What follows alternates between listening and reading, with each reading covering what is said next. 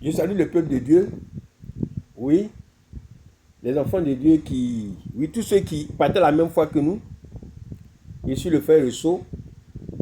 Me voici encore avec vous pour continuer sur la deuxième alliance. La dernière fois, on a promis de continuer sur la deuxième alliance tout en n'ayant pas omis de parler de l'annonce de la deuxième alliance, du deuxième testament, la deuxième sacrificature aux nations et à Israël. Donc j'ai dit, comme tantôt, nous avons dit que l'église de Jésus-Christ n'est pas un peuple spontané, mais c'est un peuple qui a été annoncé. Aujourd'hui, nous allons parler de l'église de Jésus-Christ, la deuxième alliance, le deuxième testament et la deuxième sacrificature.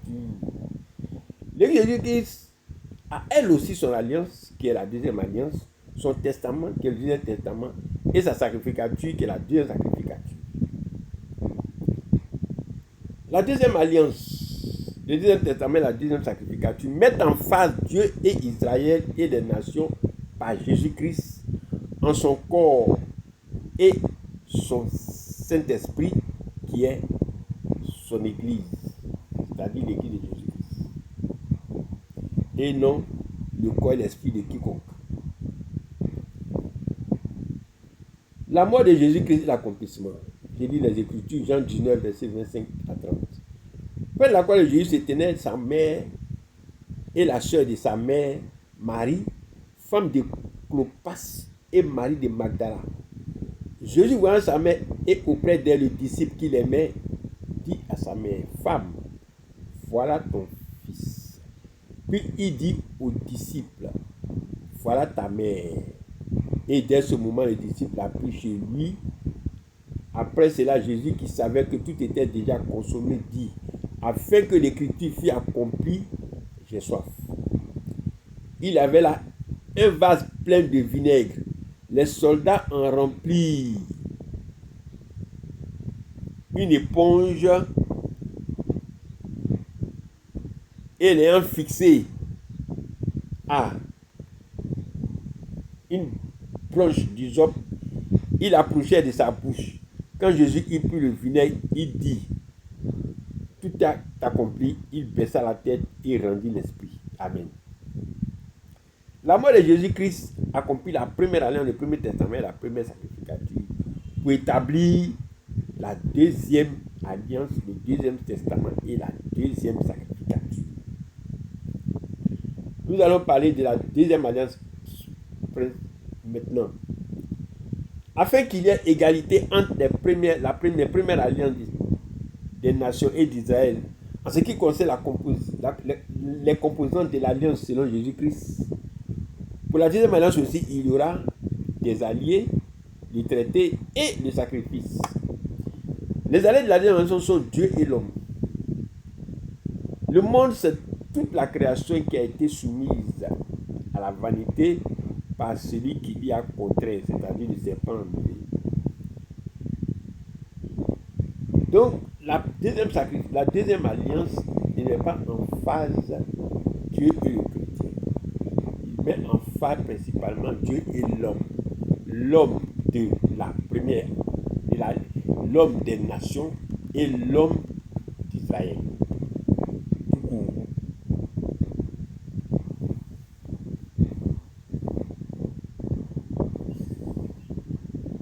Nous allons prendre quelques éléments, quelques versets pour renforcer ce que nous disons. Colossiens 1, verset 19 à 20.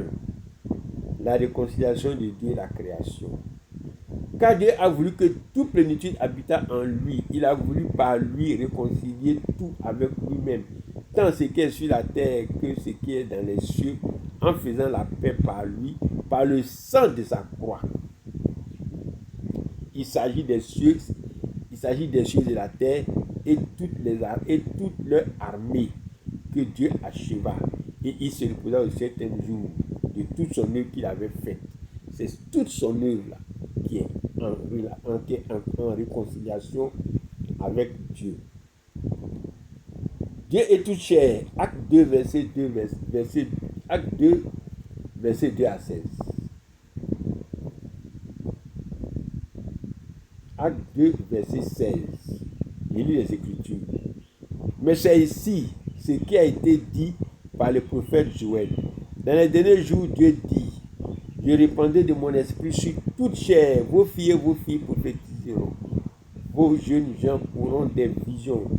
Et vos vieillards auront des songes. Oui, sur mes serviteurs, sur mes servantes, dans ces jours-là, je répandrai de mon esprit et ils prophétiseront. Je ferai paraître des prodiges en haut dans le ciel et des miracles en bas sur la terre, du sang, du feu et une vapeur de fumée. Le soleil se changera en ténèbres et la lune en sang avant l'arrivée du jour du Seigneur, de ce grand jour glorieux. Alors quiconque invoquera le nom du Seigneur sera sauvé. Donc Dieu, l'Esprit nous rassure pour dire que la deuxième alliance concerne toute chair. Dieu est quiconque.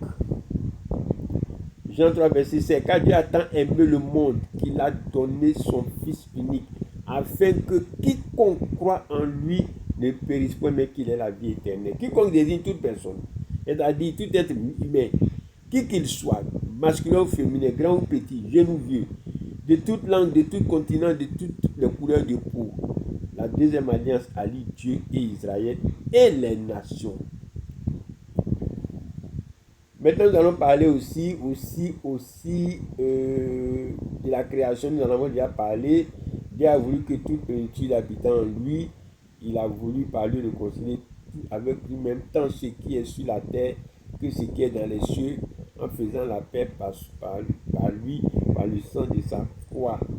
Donc, la création, tout ce qui est, c'est-à-dire tant ce qui est sur la terre que ce qui est dans les cieux, tout sont concernés. Voilà. Pour ce qui est des alliés, nous dirons que Dieu est en alliance par Jésus-Christ avec tout. Par Jésus-Christ, Dieu entre en réconciliation avec tout ce qui est sur la terre et ce qui est dans les cieux. Le traité de la deuxième alliance. Pour Israël, c'était la loi de Moïse et les prophètes. Pour l'Église, c'est les apôtres et les prophètes. Comme pour les nations, c'est la sagesse des hommes et les devins. Pour Israël, la loi de Moïse et les prophètes. Pour l'Église de Jésus-Christ de Nazareth, ce sont les apôtres et les prophètes. Et Jésus-Christ, c'est la pierre angulaire. Sans oublier, pour les nations, avec lesquelles le Seigneur avait lié une alliance dans le jardin, c'était la loi permissive qui devait conduire à la loi parfaite. Donc, nous pouvons dire que le traité de la deuxième alliance pour l'Église, ce sont les apôtres et les prophètes.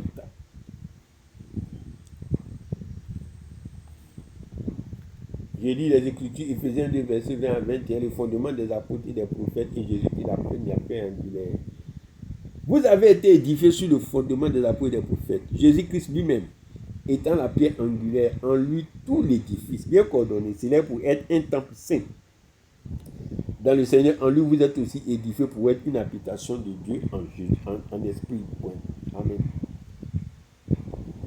Il n'y a pas d'abord du fondement des apôtres et fondement des apôtres et ensuite de celui des prophètes.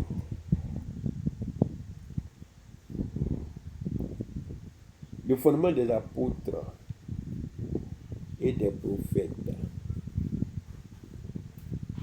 Ce sont les éléments de base essentiels donnés par les apôtres et les prophètes. En vérité, c'est rempli du Saint-Esprit et conduit par l'Esprit que les apôtres et les prophètes ont posé les fondements immuables de la foi chrétienne. 2 points, la doctrine de Christ, la révélation, la prophétie et la connaissance. 1 Corinthiens 14, versets 6 à 9, parlons de la révélation, la prophétie, la connaissance et la doctrine.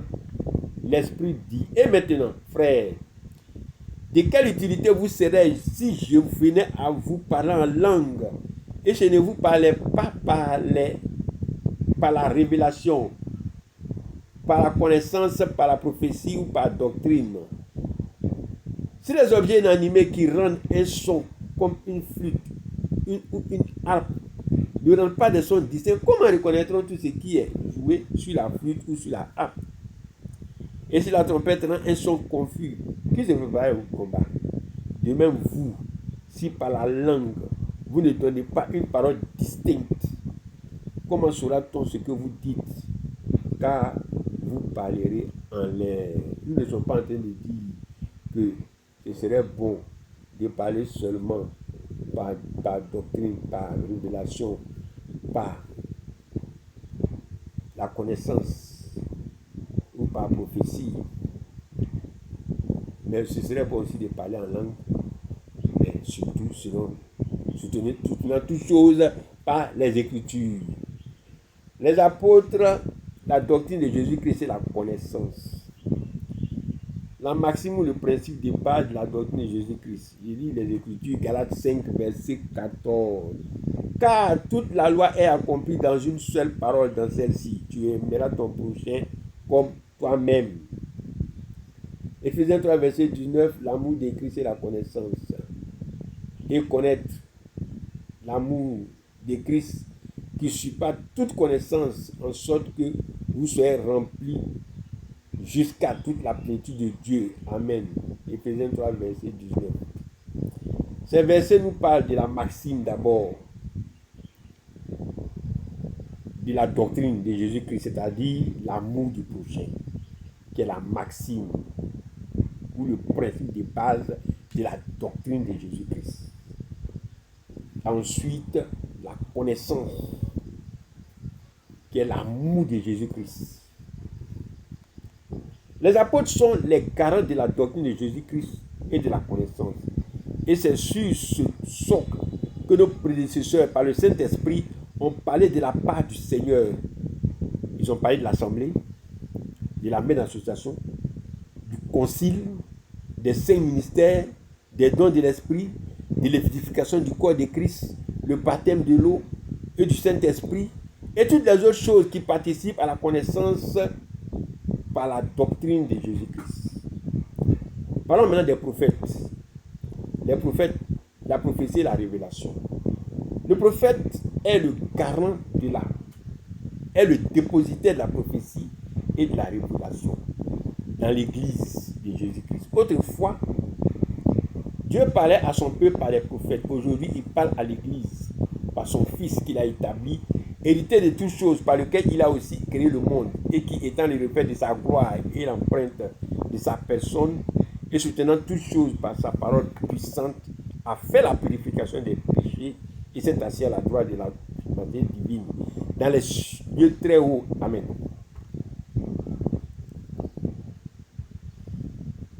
Proverbe 29, verset 18. Il dit: quand il n'y a pas de révélation, le peuple est sans fin. Heureux s'il observe la loi. Amen. La révélation est le frein du peuple. Donc il est nécessaire, il est très nécessaire que dans une église, l'on enseigne la révélation, la connaissance, la doctrine et la prophétie.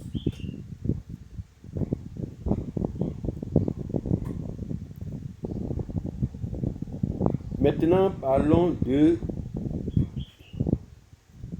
nous allons parler maintenant de... Nous n'allons pas oublier de parler de Jésus-Christ, qui est là, qui est lui-même, qui est la pierre angulaire. Oui, la pierre angulaire, à la manière d'une pierre angulaire dans le domaine de la construction d'une maison.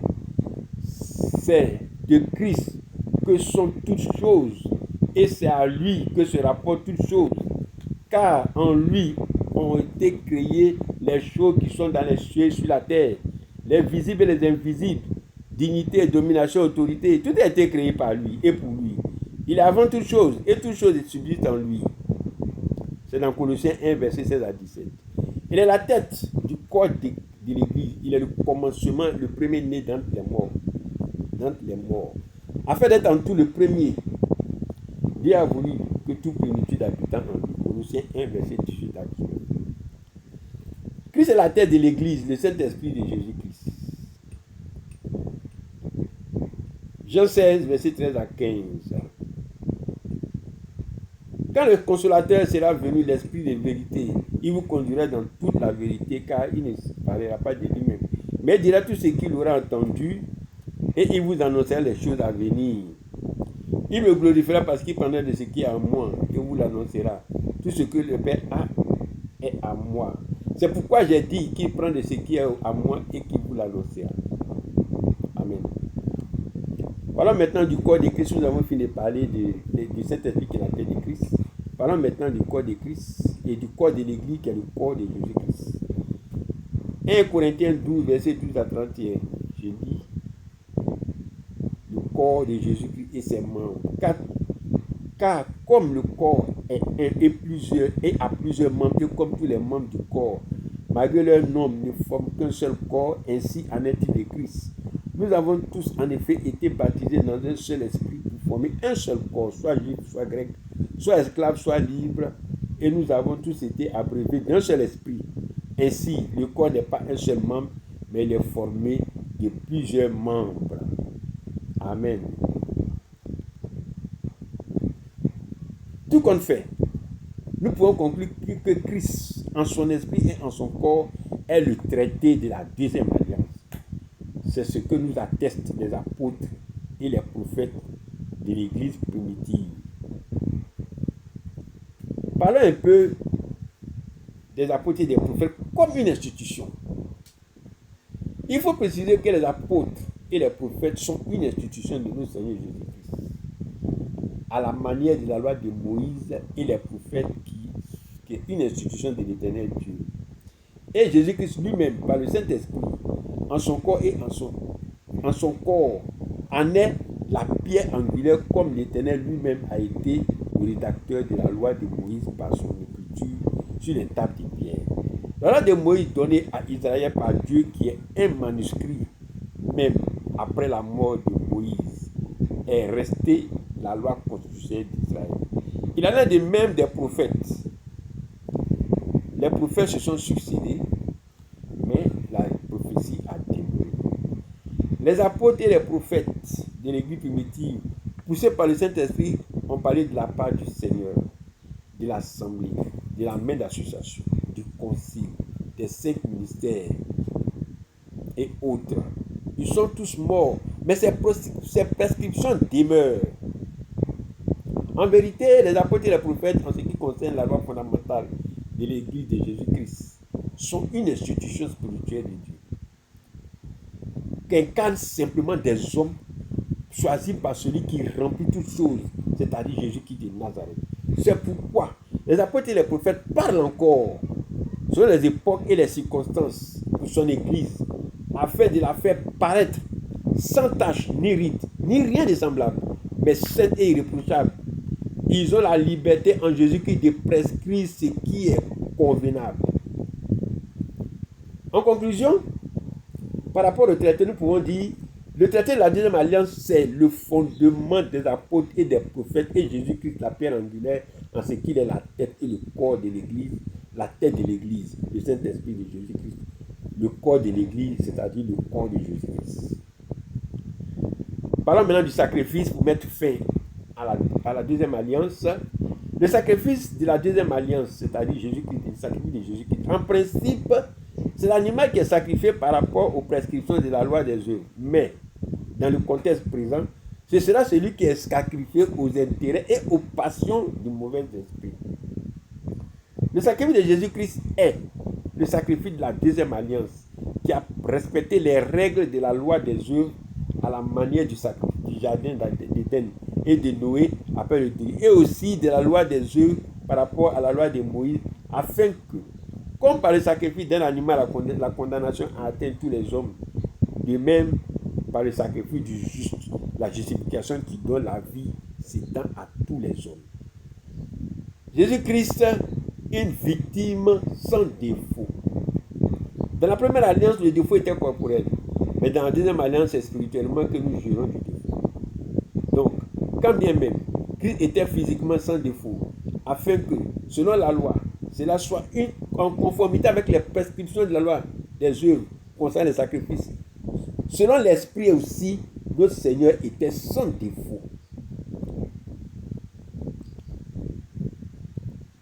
Le Seigneur Jésus-Christ a des objectifs contraires à ceux du sacrifice animal. Et le sacrifice animal en a de contraires à ceux du sacrifice de Jésus-Christ. Ils sont opposés entre eux afin qu'ils ne soient assimilables en aucun point. Christ, une victime propitiatoire. En plus d'être sans défaut, Christ est une victime propitiatoire, c'est-à-dire propice, favorable, capable d'attirer les faveurs ou la clémence de Dieu. J'ai lu les Écritures, Romains 3, verset 25 à 26, Christ, une victime propitiatoire. C'est lui que Dieu a destiné par son sang à être pour ceux qui croiraient, victime propitiatoire, afin de montrer sa justice, parce qu'il avait laissé impunis les péchés commis auparavant, autant de sa patience, afin, dis-je, de montrer sa justice dans le temps présent, de manière à être juste tout en justifiant celui qui a la foi en Jésus-Christ. Amen. Parlant du sacrifice propitiatoire, reconnaissons que le sang de Jésus, le sacrifice de Jésus-Christ est rétroactif, est actif et actif dans le futur. Pour dire quoi? Pour celui qui a déjà péché, pour celui qui pêche maintenant, et celui qui va pécher, le sacrifice de Jésus-Christ vous permet de sortir, d'être favorable à Dieu, de sortir de ce qui n'est pas bien pour entrer dans ce qui est bien. Amen. Le Seigneur de Jésus-Christ, le sacrifice expiatoire du péché du monde. L'agneau de Dieu est le péché du monde. Jean 1, verset 32. Je ne le connaissais pas, mais c'est afin qu'il fût manifesté à Israël que je suis venu baptiser d'eau. Jean rendit ce témoignage. J'ai vu l'Esprit descendre du ciel comme une colombe et s'arrêter sur lui. Je ne le connaissais pas, mais c'est celui qui m'a envoyé baptiser d'eau. Celui-là m'a dit, celui sur qui tu verras l'Esprit descendre et s'arrêter, c'est celui qui baptise du Saint-Esprit. J'ai vu et j'ai rendu témoignage qu'il est le Fils de Dieu. Le lendemain, j'ai été encore là avec deux de ses disciples.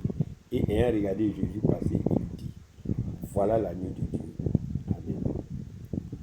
Donc, le sacrifice de Jésus-Christ expie le péché du monde entier.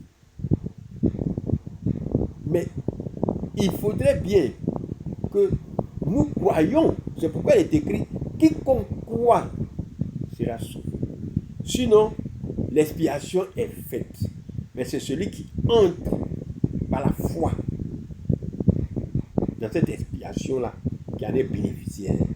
Donc celui qui reste en dehors de l'expiation n'est pas bénéficiaire.